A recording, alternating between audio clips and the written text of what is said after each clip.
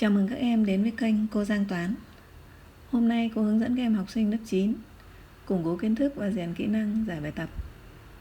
Trước khi vào bài, các em hãy vui lòng bấm like, đăng ký kênh ủng hộ cô và chia sẻ kênh của cô cho các bạn khác cùng học toán với cô nhé. Bây giờ chúng ta vào bài ngày hôm nay là bài 17, vị trí tương đối của hai đường tròn. Phần bài tập bài 5.24. Hình 5.37 cho thấy hình ảnh của những đường tròn qua cách trình bày với một số sản phẩm trên mây che đan. Bằng cách đánh số các đường tròn, em hãy chỉ ra một vài cặp đường tròn cắt nhau, vài cặp đường tròn không giao nhau. Thì trong hình 5.37 cô đã đánh số các cái hình từ 1 cho đến 9. Ta đi vào giải bài toán này như sau. Thứ nhất là đánh số các đường tròn hay hình tròn là 1, 2, 3, 4, 5, 6, 7, 8, 9. Để tí nữa chúng ta dễ gọi tên thôi. Đầu tiên chúng ta nêu ra một vài cặp đường tròn cắt nhau. Thì thứ nhất là cặp 2 và 3, cặp 4 và 5, rồi cặp 8 và 9. Tiếp theo ta tìm vài cặp đường tròn không giao nhau như ở trong hình vẽ này. Thì nó khá nhiều nếu xét theo thứ tự. Ở đây chúng ta chỉ nêu ra một số cặp thôi. Như vậy một vài cặp đường tròn không giao nhau là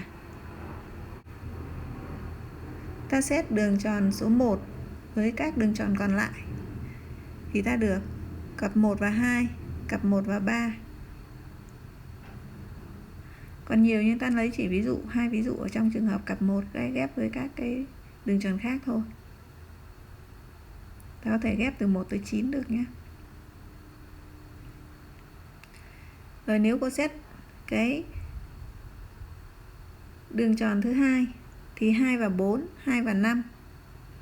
Còn nữa nhưng chúng ta đánh 3 chấm vào đấy tự tìm thêm. Ta xét sang cái đường tròn thứ ba là cái cặp đường tròn 3 và 4, rồi 3 và 5. Thì đây là những cặp đường tròn không giao nhau. Còn khá nhiều, nhưng ở đây chúng ta trong cái thời gian có hạn thì chúng ta chỉ nêu ra một vài ví dụ để học sinh biết được rằng những cái đường tròn không giao nhau rất là dễ tìm ha.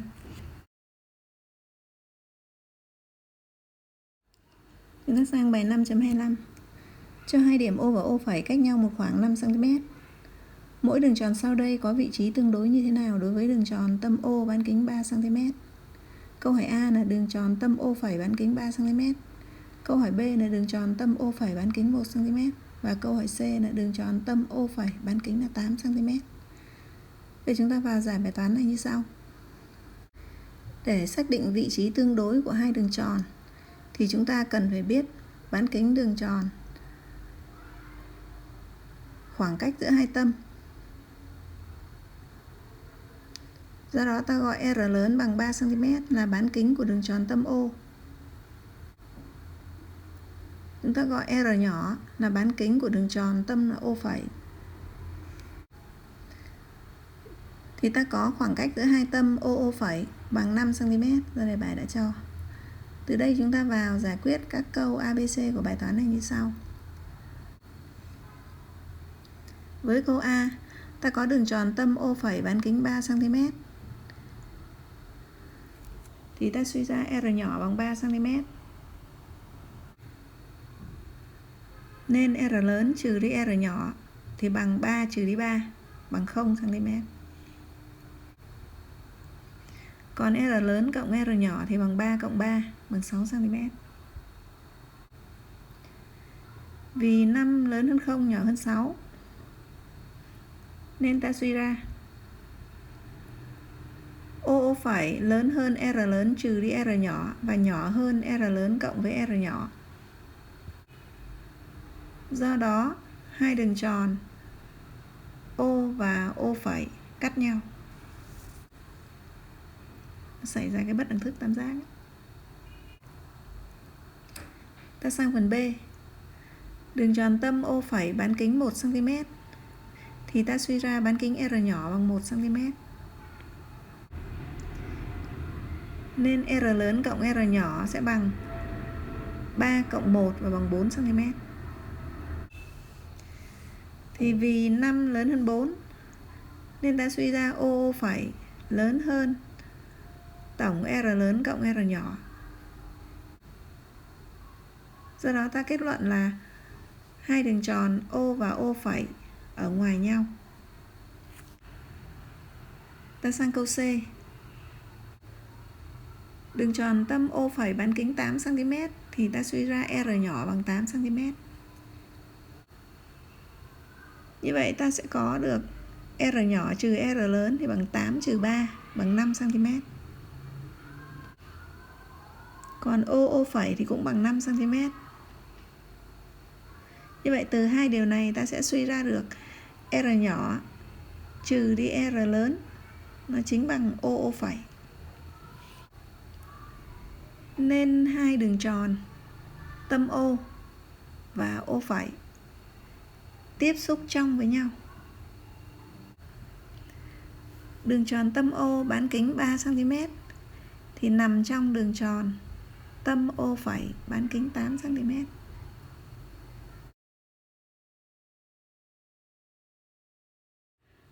Sang bài 5.26.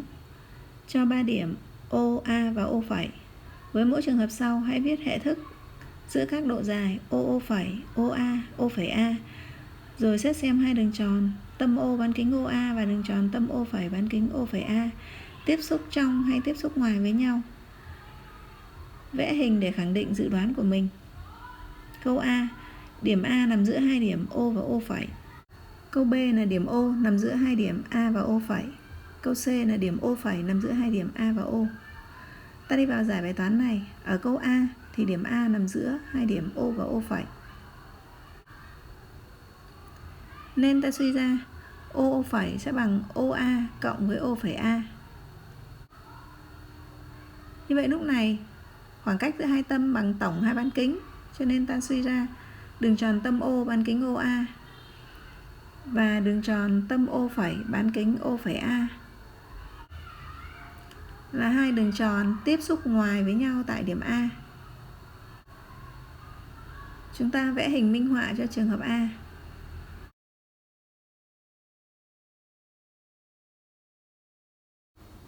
Ta sang câu B là khi điểm O nằm giữa hai điểm A và O phẩy. Nên O phẩy A sẽ bằng OA cộng với O phẩy. Từ đó ta suy ra O phẩy chính bằng O phẩy A trừ đi OA. Do đó đường tròn tâm O bán kính OA và đường tròn tâm O phẩy bán kính O phẩy A tiếp xúc trong tại điểm A. Và đường tròn O phẩy sẽ đựng đường tròn O. Ta sang ý thứ hai của câu B là vẽ hình để khẳng định dự đoán của mình.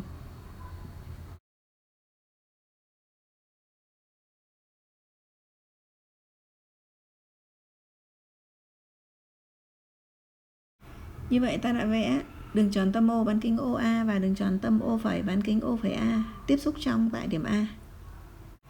Tiếp theo ta sang trường hợp thứ ba là câu C, điểm O phẩy nằm giữa hai điểm A và O.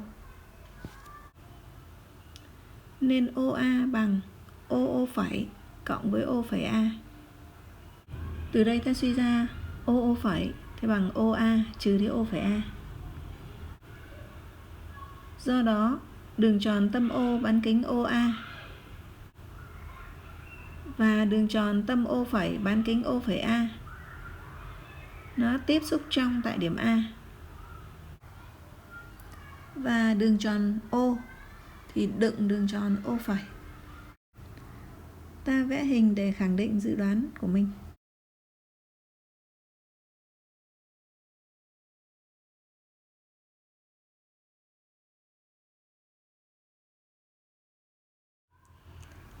Chúng ta sang bài 5.27.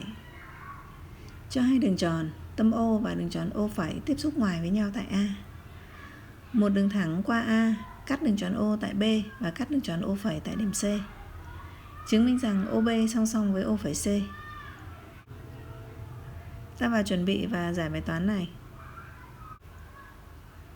Đầu tiên ta vẽ hình cho bài toán.